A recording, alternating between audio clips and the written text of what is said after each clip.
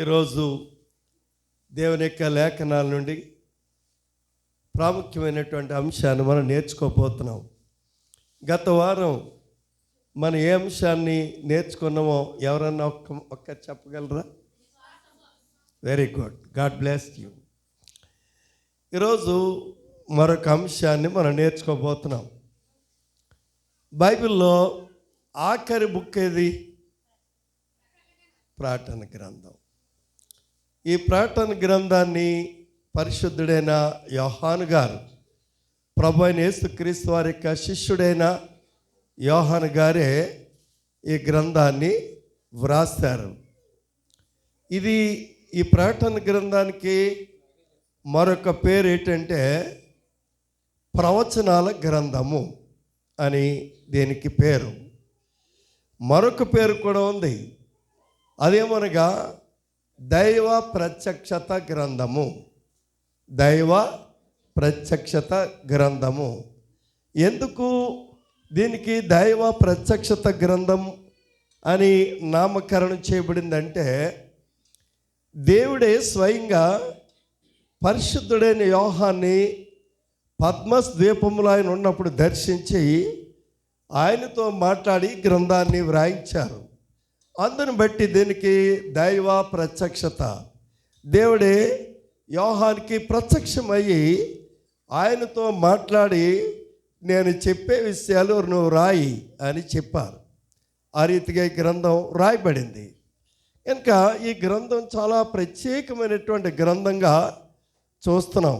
దీని గురించి చెప్పాలంటే ఎన్నో విషయాలు ఉన్నాయి, అవన్నీ ఇప్పుడు మనం చెప్పుకోవడానికి సమయం కాదు. కానీ ఇక ఆఖరి గ్రంథం ప్రవచనాల గ్రంథం. ఎందుకంటే జరగబోయే సంఘటనలు ఈ గ్రంథంలో దేవుడే యోహానికి బయలుపరిచి వ్రాయించారు. కనుక ఈ గ్రంథానికి ఉన్న ప్రత్యేకత చాలా గొప్పది. అలాగే ఈ యొక్క భవిష్యత్తుని గురించి చెప్పబోయేటువంటి ప్రవచనాలు ఏమైతే ఉన్నాయో అవి యెహెజ్కేలు కూడా దేవుడు ఆయనకి బయలుపరిచినప్పుడు ఆయన కూడా మరి జరగబోయే విషయాలు ఆయన ప్రవచనం చేశారు యెహెజ్కేలు. అలాగే బైబిల్లో దానియేలు గ్రంథం. ఈ ముగ్గురు కూడా ప్రవక్తలే, ఈ ముగ్గురు కూడా గొప్పవారే. కనుక వీరు ప్రవచనాలు తెలియచేస్తారు. ఆ ప్రవచనాలు ఏంటో ఈరోజు మనం చూద్దాం. ఇక ప్రకటన గ్రంథంలో ప్రత్యేకించి మనం చూడబోయేది ఏంటంటే, ఈ యొక్క ప్రకటన గ్రంథంలో దేవుడు యోహానికి ప్రత్యక్షమై తెలియచేసినటువంటి ఒక అంశాన్ని మేము ముందు పెడతాను. అక్కడ 7 సంఘాలు ఉన్నాయి. ఆ 7 సంఘాలు ప్రకటన గ్రంథం 3 అధ్యాయంలో మనం చూడవచ్చు. 3-4 అధ్యాయాల్లో మనం చూడవచ్చు. అందులో 6వ సంఘం ఏదంటే ఫిలదెల్ఫియా సంఘము. ఆ సంఘం పేరేంటంటే ఫిలదెల్ఫియా సంఘం. ఈరోజు మనము ఫిలదెల్ఫియా సంఘాన్ని గురించి మనం కొన్ని విషయాలు నేర్చుకోబోతున్నాం. నేను దీని గురించి అసలు ప్రకటన గ్రంథం జోలికి ఎప్పుడు వెళ్ళాం, నేనే కాదు ఎవరు వెళ్ళరు దరిదాపుగా. కానీ ఎందుకో నేను ఈ ప్రకటన గ్రంథం మీద బోధించాలని నేను ఆత్మచేత ప్రేరేపించబడి మరి దీని మీద కొంత సిద్ధపాటు కలిగి వచ్చాను. అదే చూద్దాం. ప్రకటన గ్రంథం 3వ అధ్యాయము 7వ వచనాన్ని మనం చూసినట్లయితే,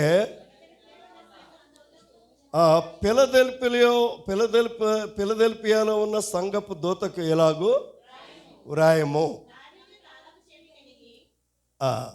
ఇక్కడ అమ్మ జాగ్రత్త. ఈ యొక్క ఈరోజు వాక్యం చాలా ప్రత్యేకమైన వాక్యం.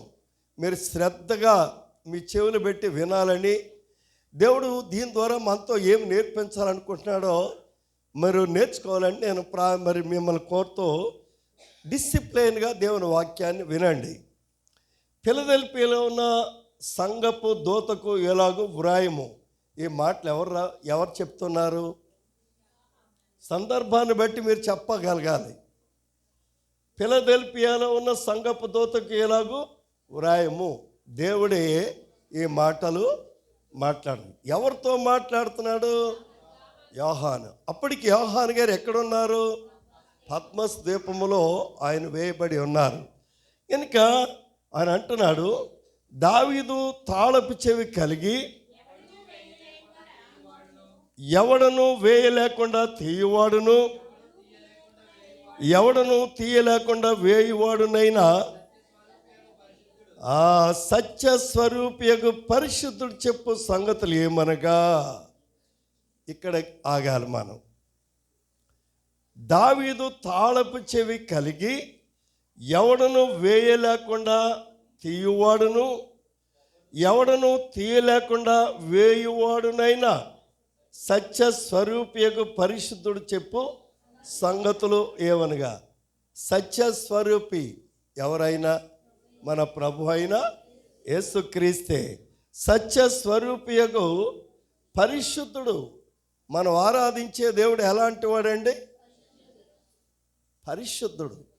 మనం ఆరాధించే దేవుడు పరిశుద్ధుడు. అందుకని మన ప్రార్థనలో పరిశుద్ధుడైన మా పరమ తండ్రి అని మనం ప్రార్థన చేస్తాం. ఎందుకని? ఆయన పరిశుద్ధుడు కనుక. ఆయన పరిశుద్ధుడు అని యోహాను భక్తుడు కూడా పేతురు భక్తుడు కూడా తెలియచేస్తున్నాడు ఆయన పరిశుద్ధుడని. దయచేసి ఆ మాట చూద్దారా? పేతురు రాసినటువంటి మొదటి పత్రిక 1వ అధ్యాయము 14వ వచనములో చూస్తే చూడండి,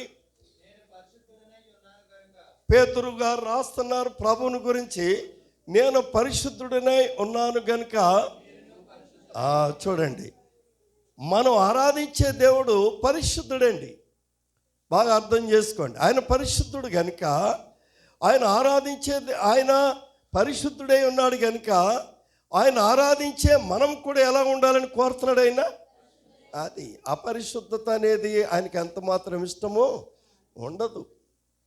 మనం పరిశుద్ధులుగా ఉండాలని కోరుకుంటున్నాం. మనము పరిశుద్ధులుగా ఉండాలి, పాపానికి దూరంగా ఉండాలి. పరిశుద్ధులుగా ఎప్పుడు ఉంటాం అంటే, మనం పరిశుద్ధులుగా ఎప్పుడు ఉండగలమండి?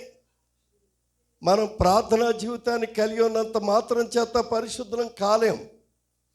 ప్రార్థన అందరూ చేస్తారు, ప్రతి వారు ప్రార్థన చేస్తున్నారు, కానీ అంత మాత్రం చేత మనం పరిశుద్ధులం కాదు.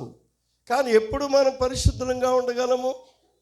పాపమునకు దూరంగా మనం ఉన్నప్పుడే, పాపాన్ని మనం ద్వేషించినప్పుడే మనం పరిశుద్ధుడైన ప్రభువుని కలిగి ఉండడానికి పరిశుద్ధ కలిగి ఉంటాం. కనుక ఈ పరిశుద్ధుడైన దేవుడు మనల్ని కోరేది ఏంటంటే, నేను పరిశుద్ధుడను, I am holy as well as you will be Holi.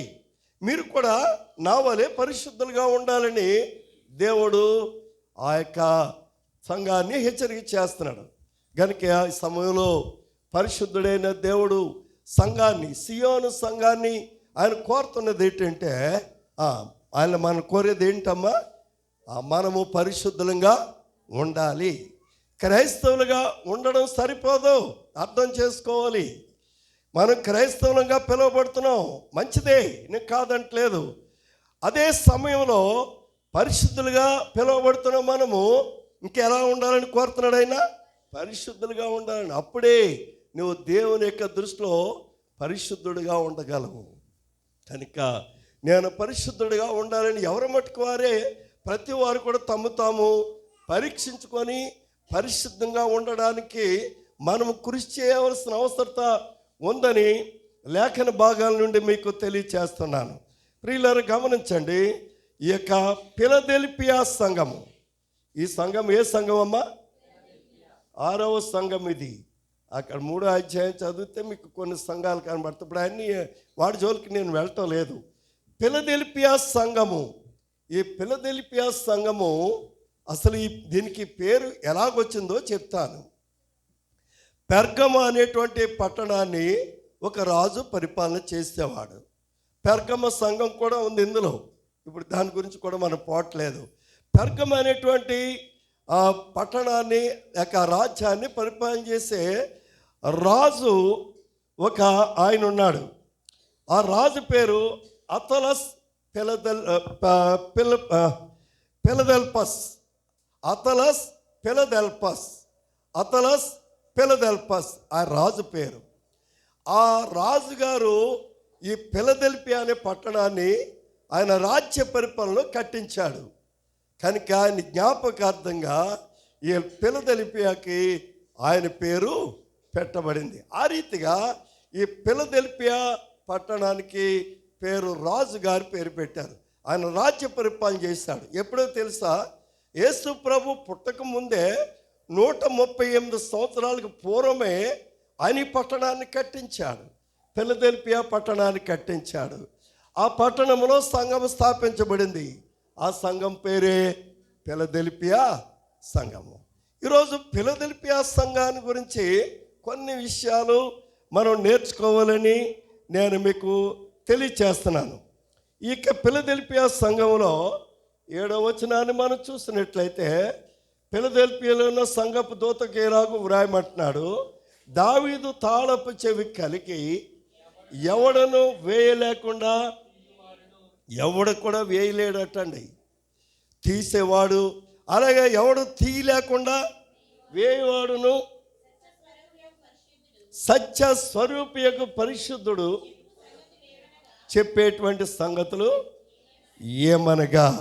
ప్రియులారా, ఇక్కడ మనం గమనించి పరిశీలన చేసినట్లయితే దావీదు తాళపు చెవులు పట్టుకొని ఉన్నాడు. దావీదు తాళపు చెవులు ఎవరు పట్టుకున్నాడు అన్నట్టండి, పరిశుద్ధుడైన సత్యస్వరూపైన దేవుడు పట్టుకొని ఉన్నాడు. అంటే దాని అర్థం దేవుని రాజ్యంలోనికి ప్రవేశింపచేసే అధికారము ఆయనకున్నది. ఈ సత్యస్వరూపికి ఏ అధికారం ఉందండి? దావీదు తాళపు చెవులు కలిగి ఎవడో వేయలేకుండా తీసేవాడును, ఎవడు తీయలేకుండా వేసేవాడునైన ప్రభు అయిన యేసుక్రీస్తే ఆయనే. ఆయన మనల్ని ఎక్కడికి ప్రవేశపెడతాడటండి? పరలోక రాజ్యంలోనికి ప్రవేశపెడతాడట. అంటే పరలోక రాజ్యంలో ప్రవేశించడానికి ఆ పరలోక పట్టణ యొక్క ఆ ద్వారాలు లేక తలుపులు తెరవాలంటే అవి ఎవరు తీయగలరు? ఎవరు పడితే వాళ్ళు తీసేటువంటి తలుపులు కాదు. ఈ మందిరం ఉంది, ఈ మందిరానికి అక్కడొక తలుపు ఉంది, ఇక్కడొక తలుపు ఉంది. ఆరాధన అయిపోయిన తర్వాత పాస్టర్ గారు వీటికి తాళాలు వేసేస్తారు. తర్వాత దీన్ని తీయాలంటే ఆ పిల్లలు వస్తారు, పాస్టర్ గారు ప్రార్థనకి టైం అయింది అంటే, అయితే అక్కడ తాళాలు ఉన్నాయి పట్టుకెళ్ళి తీయండి అంటారు. కనుక ఎవడు పడతాడు ఈ తలుపులు తీసేస్తారు. కానీ పరలోకపు పట్టణపు తలుపులు తెరవాలంటే ఎవరు తీసేవారు లేరు, ఎవరు మూసేవారు కూడా లేరు.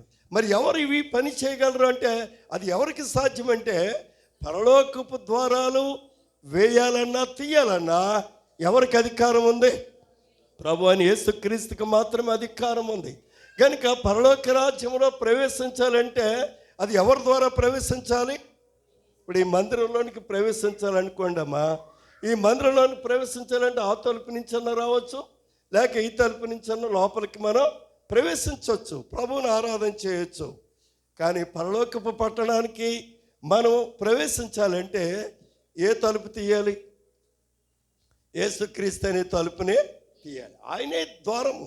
అందుకనే ప్రభువారు అన్నారు, నేనే మార్గమును సత్యమును జీవనే అన్నాను, నా ద్వారా తప్ప ఎవడను కూడా పరలోక రాజ్యములో నోబడి ఎంటర్, ఎవరు కూడా ప్రవేశించే అవకాశమే లేదు.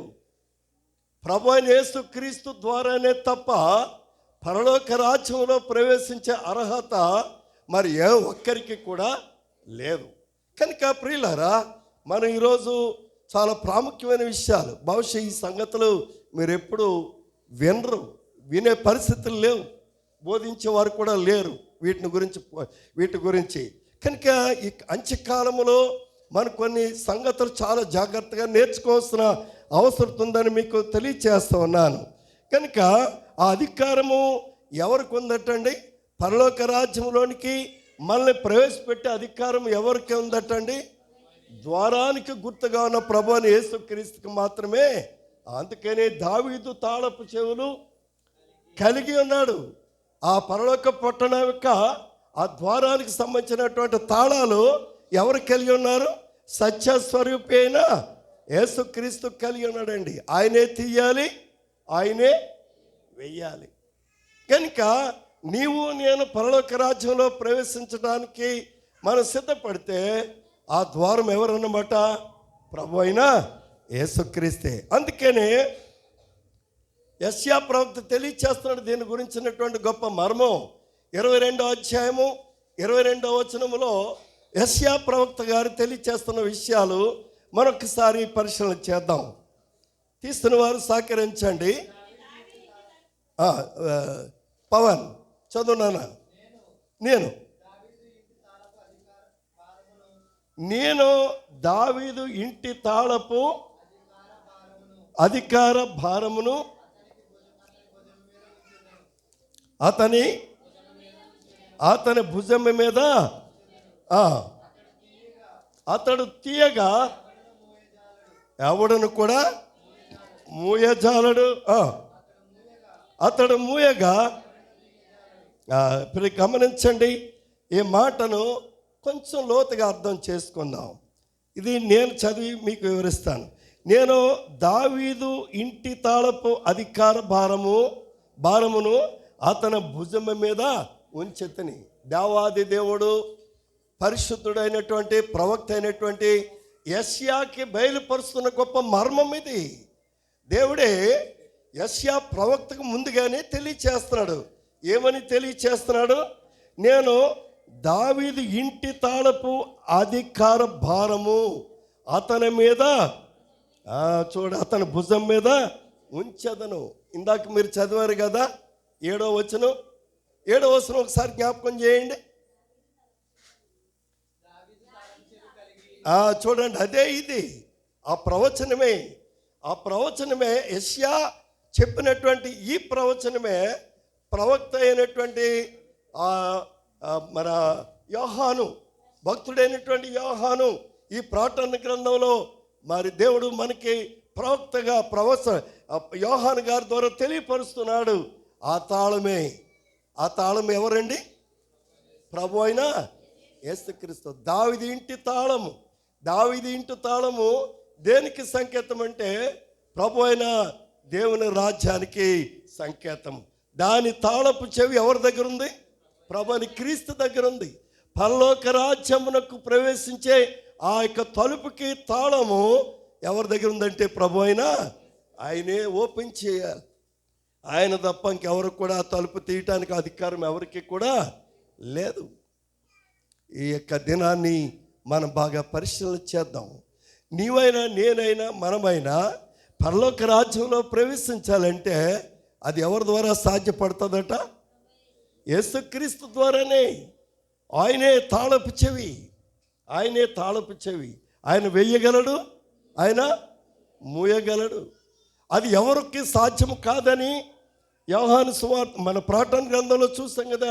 అది ఎవరో వేయలేనిది, ఎవరో తీయలేనిది. కానీ ఇది ఎవరికి సాధ్యము? సత్యస్వరూపైన పరిశుద్ధుడైన యేసు ప్రభుకే సాధ్యము. దేవునికి స్తోత్రం. కనుక ప్రభునందు ప్రియులారా, అలాంటి పరలోక రాజ్యం యొక్క తాళపు చెవి కలిగి ఉన్న ప్రభు అయిన యేసుక్రీస్తు మనకి పరలోక పట్టణానికి ఎలాగొన్నాడో తెలుసా? ఆయన మెయిన్ ద్వారం ఆయనే. ఆయన ద్వారానే మనం లోపలికి వెళ్ళాలన్నా బయటికి రావాలన్నా ఆయన ద్వారానే సంభవిస్తుంది తప్ప మరి ఎవరి వలనను మనము పరలోక రాజ్యంలో ప్రవేశించే అర్హత మనకి లేదని దేవుని వాక్యం ఈరోజు మనతో చాలా స్పష్టంగా మాట్లాడుతుంది. కనుక ప్రభునందు దేవుని బిడ్డలారా, ఆలోచన చేద్దాం. ఈరోజు దేవుని వాక్యం ఇంత స్పష్టంగా మనతో మాట్లాడుతుంది. 8వ వచనం చూద్దాం. ఇక్కడ చూడండి, ఇది ఫిలదెల్ఫియా సంఘాన్ని గురించి దేవుడు పరిశుద్ధుడైన యోహానుకి బయలుపరుస్తున్న సంగతి. ఆయన ఏమంటున్నాడండి? నీ క్రియలు నేను. ఎవరి క్రియలు? ఫిలదెల్ఫియాలో ఉన్నటువంటి సంఘములో యొక్క విశ్వాసుల యొక్క క్రియలు, వారి జీవితాలు, వారి నడవడిక, వారి యొక్క మార్గాలు, వారి ప్రవర్తన, నియమావళి, వాళ్ళ జీవిత విధానము, వాళ్ళ భక్తి, వాళ్ళ విశ్వాసము, వాళ్ళ ప్రార్థనా జీవితము నేను ఎరుగుదును అంటున్నాడు. ఇక్కడ బాగా అర్థం చేసుకోండి. అంటే మన దేవునికి అన్నీ తెలుసు. మనం ఏం చేస్తున్నామో ఆయనకి బాగా తెలుసు. ఆయనకి మరుగైనదంటూ ఏది కూడా లేదు.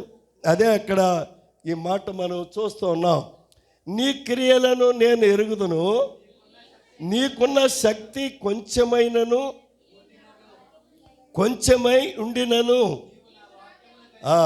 నీకున్న శక్తి కొంచెంగా ఉన్నప్పటికీ కూడా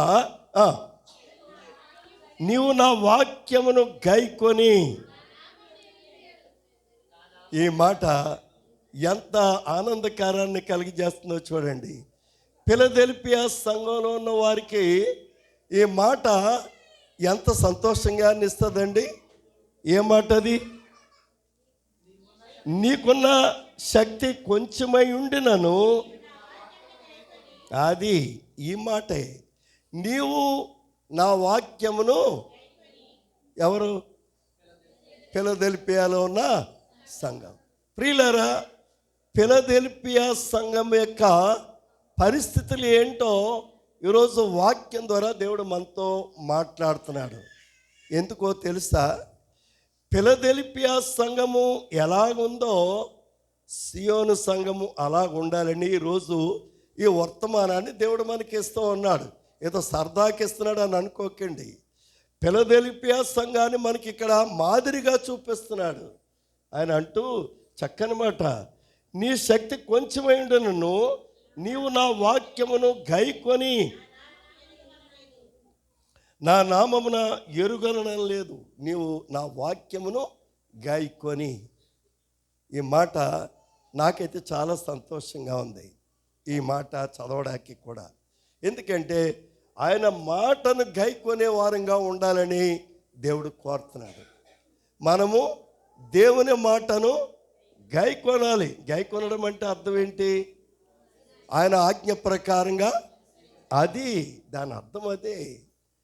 ఆయన ఆజ్ఞ ప్రకారంగా, ఆయన చిత్త ప్రకారంగా నడుచుకోవటమే గైకొనడం అంటే. కనుక ఆ సంఘము అనగా ఫిలదెల్ఫియా సంఘము దేవుని వాక్యమును ఏం చేస్తుందట? గైకొని నా నామమును ఎరుగుమని అనలేదు. చూసారా? కనుక వాళ్ళు అలాగంటలేదు. నువ్వెవరమో మాకు తెలియదు అంటలేదు.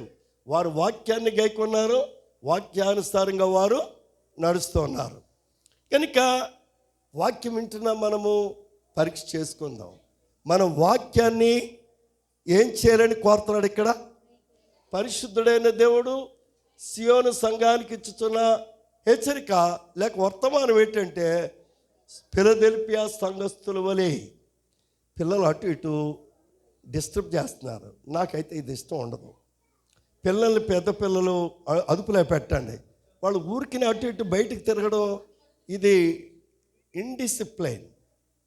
నో, మీరు వెళ్ళిపోయే వాళ్ళు చూస్తున్నారు వాక్యం మీద, మీకు మనసు ఉండదు.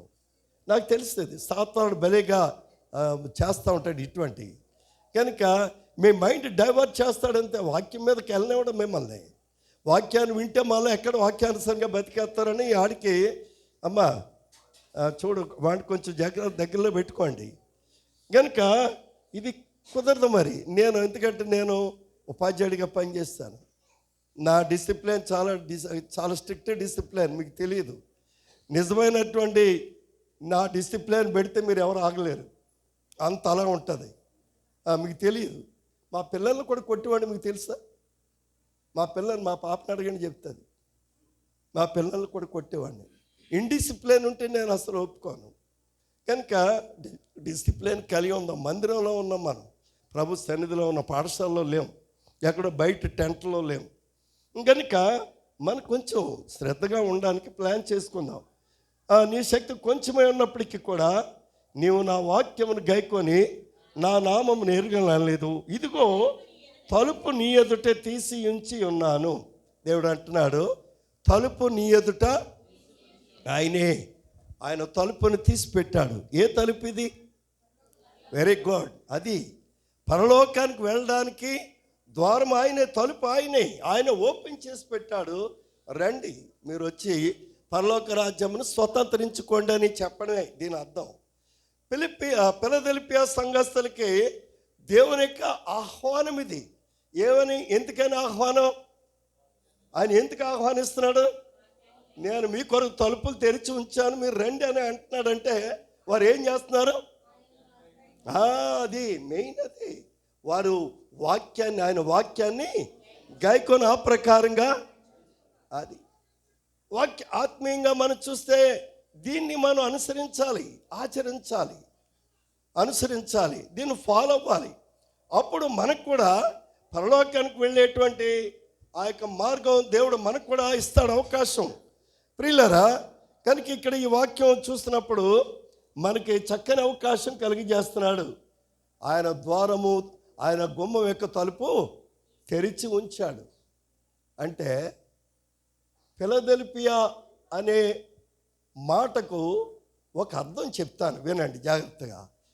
ఫిలదెల్ఫియా అనే మాటకు అర్థం ఏంటంటే సహోదర ప్రేమ. ఏంటమ్మా? ఫిలదెల్ఫియా అనేటువంటి ఆ సంఘం యొక్క పేరుందే, ఆ మాటకు అర్థం ఏంటంటే సహోదర ప్రేమ. అది ఏంటమ్మా? సహోదర ప్రేమ. సహోదర ప్రేమ కలిగి ఉండటమే ఫిలదెల్ఫియా సంఘంలో ఉన్నటువంటి ఒక ప్రత్యేకత. అది అందుకని ఫిలదెల్ఫియా సంఘస్థులకి దేవుడు ఇచ్చిన అవకాశం ఏంటో తెలుసా? ఈ వీరు మాదిరి జీవితాన్ని చూసి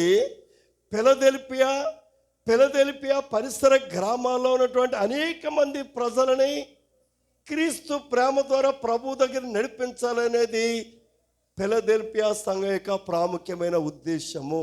హల్లెలూయా. జీసస్ గాస్పెల్ టీం యొక్క ఉద్దేశం ఏంటి? అనేకులను దేవుని పిల్లలుగా మార్చడానికి టీం వెళుతుంది. ప్రయాసపడుతున్నారు, నానా కష్టాలు పడుతున్నారు, నానా ఇబ్బందులు పడుతున్నారు. సువార్త ఎక్కడెక్కడో ఉన్న వాళ్ళకి ప్రకటన చేస్తున్నారు. దీంట్లో దాని అర్థం ఏంటి? ఈ సువార్త ద్వారా అనేక మంది ప్రభు బిడ్డలుగా రక్షించబడాలి, ప్రభు మార్గంలోనికి రావాలి, వారు దేవుని రాజ్యాన్ని స్వతంత్రించుకోవాలి. ఇదే వారి యొక్క ఉద్దేశము. ఫిలదెల్ఫియా సంఘం యొక్క ఉద్దేశం కూడా అదే. దేవుడు తలుపులు తెరిచాడు, ఫిలదెల్ఫియా సంఘం యొక్క తలుపులు తెరవబడ్డాయి. అంటే అందరూ కూడా రావచ్చు, వచ్చి దేవుని వాక్యాన్ని విని ఫిలదెల్ఫియా సంఘస్థుల వలె మిగిలినటువంటి ప్రజలు కూడా ఆ చుట్టుప్రక్కల అనేక గ్రామాల్ని ప్రభువు దగ్గర నడిపించాలనేదే ఫిలదెల్ఫియా సంఘం యొక్క ముఖ్య ఉద్దేశము. అందుకని మీకు ఈ మాట చెప్పాను. ఫిలదెల్ఫియా అనగా అర్థం ఏం చెప్పాను? సహోదర ప్రేమ. కనుక ఈ సహోదర ప్రేమలో వారు ఏం చేస్తున్నారు? అనేకులను ప్రభువు దగ్గర నడిపించటానికి ఆ యొక్క ఫిలదెల్ఫియా సంఘం యొక్క తలుపులు తెరిచి ఉంచారు. హల్లెలూయా. తలుపులు తెరవబడ్డాయి. కనుక తలుపులు తెరవబడాల ఉద్దేశము అనేకులను ప్రభువు దగ్గరికి నడిపించటమే అని ఈరోజు వాక్యము మనతో చాలా స్పష్టంగా మాట్లాడుతూ ఉన్నాయి. కనుక దేవుని బిడ్డలారా, మనం చేయవలసిన పని అంటే సియోను సంఘాన్ని ఒక్కసారి మనం దృష్టిలో పెట్టుకుంటే, సియోను సంఘం కూడా ఇంకా అనేకులను ఈ యొక్క ఫిలదెల్ఫియా సంఘానికి చుట్టుప్రక్కల గ్రామాల్లో ప్రజలు ఏ రీతిగా ప్రభువు దగ్గరికి నడిపించబడాలని వారు తమ సంఘం తలుపులు తెరిచి ఉంచారో వారు రావడానికి, ఆరాధన చేసుకోవడానికి, అలాగే సియోను సంఘం కూడా అనేకులకు తలుపులు తెరిచే సంఘముగా ఉండాలి అనేది దేవుని యొక్క ఉద్దేశం. ఈరోజు ఈ సంఘాన్ని ఉద్దేశించి ప్రభు మాట్లాడుతున్నది ఏంటంటే, ఓ ప్రక్క ఫిలదెల్ఫియా సంఘాన్ని ప్రభు మన ముందు పెట్టాడు, రెండో ప్రక్క సియోను సంఘాన్ని మన ముందు పెట్టాడు. కనుక సియోను సంఘానికి మాదిరి సంఘం ఏదన్నమాట ఇప్పుడు ఫిలదెల్ఫియా సంఘం. ఎందుకని? ఫిలదెల్ఫియా సంఘం ఎలా ఉందని చెప్పుకునే ఇందాక, వారు వాక్యాన్ని గాయకునేవారుగా, దేవుని చిత్తాన్ని జరిగించేవారుగా ఉన్నారని, అనేకులను ప్రభువుని నడిపించటానికి ఆ సంఘం యొక్క తలుపులు తెరిచినటువంటి సంఘముగా ఉన్నట్లుగా చూస్తున్నాం. యాజ్ వెల్ యాజ్ ఇక సియోను సంఘం కూడా అంతే. అలాగే క్రీస్తు ప్రేమలోనికి అనేక మందిని, చీకట్లో ఉన్న అనేక మందిని క్రీస్తు ప్రేమ ద్వారా వెలుగులోనికి తీసుకురావటమే ఈ సియోను సంఘం యొక్క ముఖ్య ఉద్దేశము. అందుకనే దేవ సేవకులు ఎంతో శ్రమించి కష్టపడి స్వార్థ ప్రకటించి అనేక మందిని ప్రభు దగ్గర నడిపించటానికి ఇంత ప్రయాసపడడానికి గల కారణం ఏంటంటే ఇదే ఫిలదెల్ఫియా సంఘం యొక్క మాదిరి ఇక్కడ మనము చూస్తూ ఉన్నాం. మనం ఒక్కసారి ఒక రిఫరెన్స్ చెప్తాను. అపోస్తల కార్యాల గ్రంథం 16వ అధ్యాయము 6వ వచనం నుంచి కొన్ని మాటలు చూస్తే,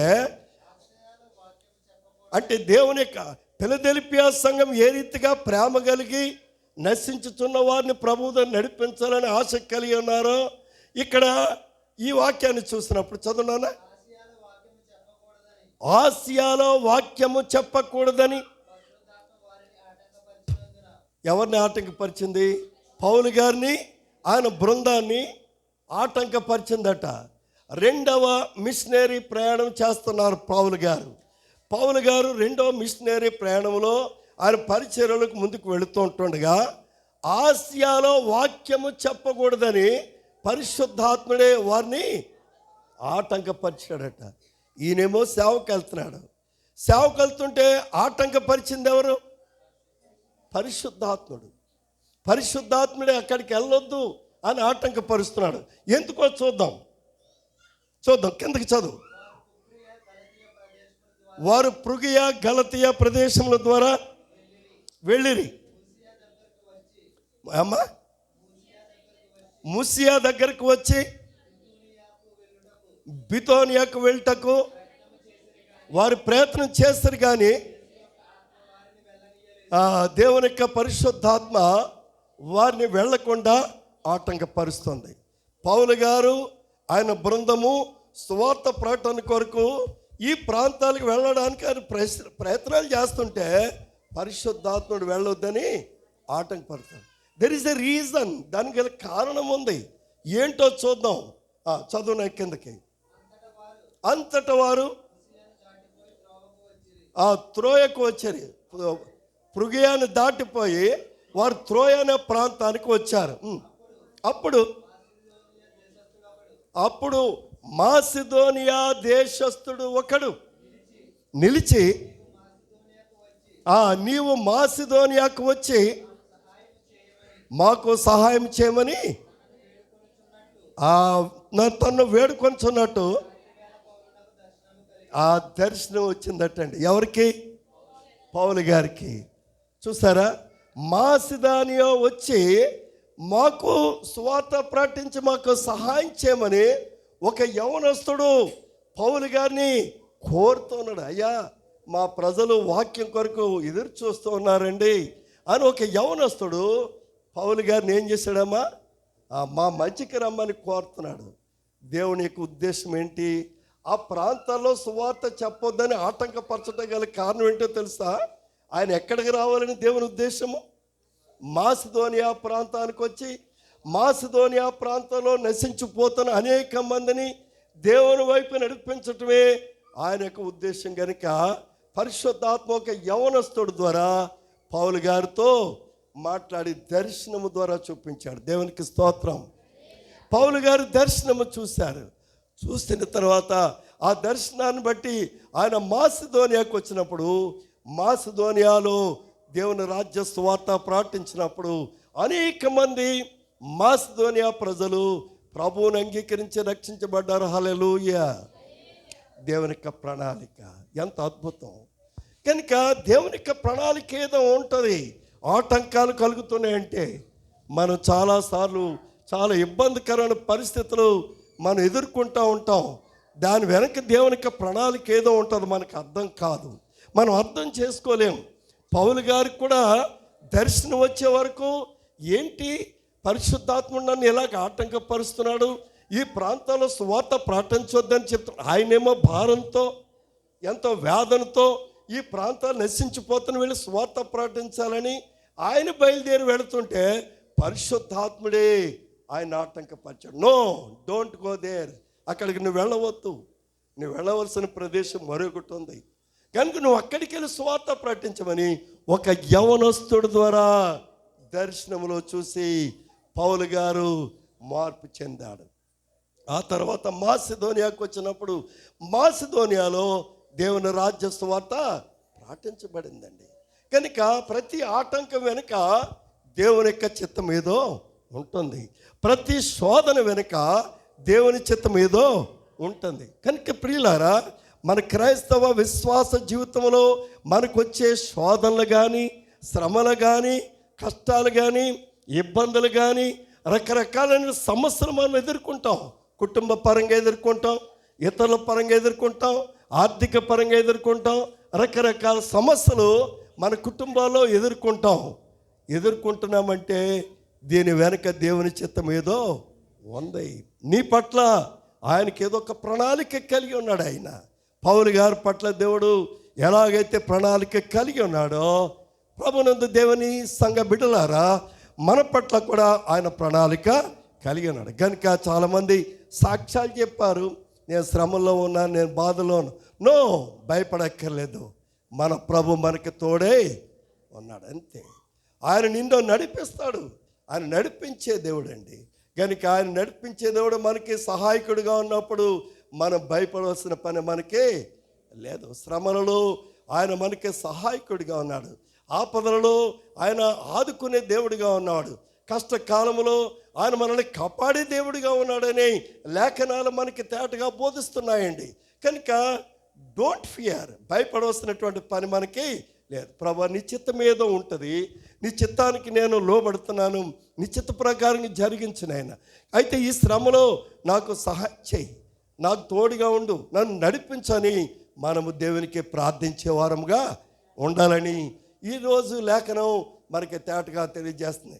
ఎందుకంటే మరి ఫిలదెల్ఫియా సంఘంలో కూడా కొన్ని ఇబ్బందులు ఉన్నాయి, లేకపోలేదు. అక్కడ చాలామంది మరి యూదులైన వారు, యూదులు కాకపోయిన వారు యూదులుగా ఉంటూ మరి నిజమైన విశ్వాసుల్ని అనేక మందిని బయట నుంచి ప్రభు మందిరానికి రాకుండా ఆటంకపరిచేటువంటి వారు కూడా చాలామంది అక్కడ ఉన్నట్లుగా ఫిలదెల్ఫియా సంఘములో మనము దేవుని వాక్యం ద్వారా చూస్తూ ఉంటాం.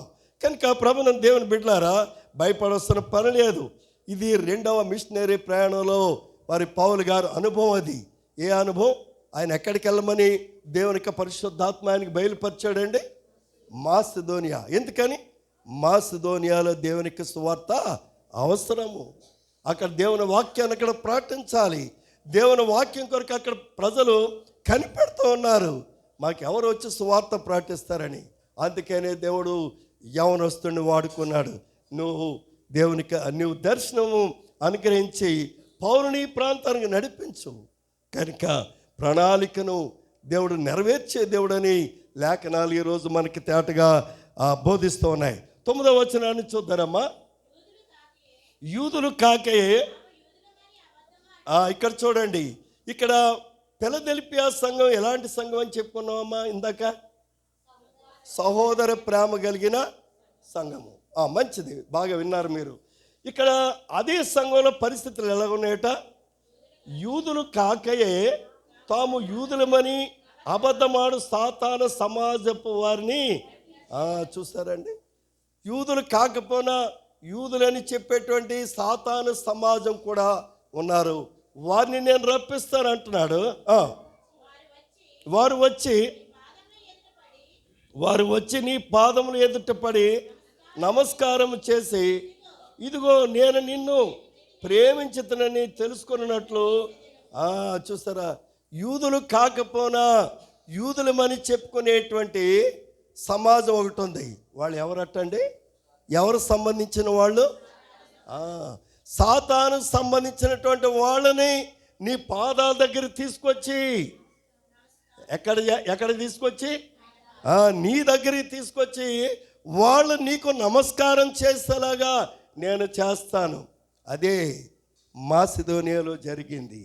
మాసిదోనియాలో పౌలు గారు వెళ్ళిన తర్వాత ఆయన సువార్త ద్వారా అనేక మంది మాసిదోనియన్స్ ప్రభువుని దేవునిగా రక్షకుడిగా అంగీకరించి వారు దేవుని బిడ్డలుగా మార్చబడ్డారు. అది వేరే సంగతి. అది కొరింథీ పత్రికలో మనం చూస్తాం. కొరింథీ సంఘము, అక్కడ మాసిదోనియా సంఘము ఎలాగుందో కొరింథీ సంఘానికి పౌలు గారు రాశారు. ఇప్పుడు అది వేరే సంబంధం, అది ఇప్పుడు మనకు అవసరం లేదు.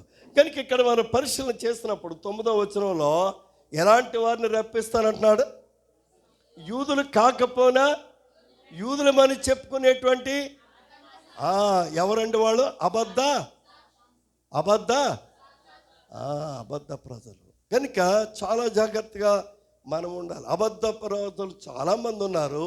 వాళ్ళని నీ ప్రేమ ద్వారా, మా ఫిలదెల్ఫియా సంఘం యొక్క ప్రేమ ద్వారా వారు తలుపులు తెరిచి వారు ఆహ్వానిస్తున్నట్లుగా, వారు యూదులు కాకపోయినప్పటికీ సాతాను సమాజం అయినప్పటికీ కూడా వారిని ప్రేమతో ఆహ్వానించే సంఘము ఏ సంఘము?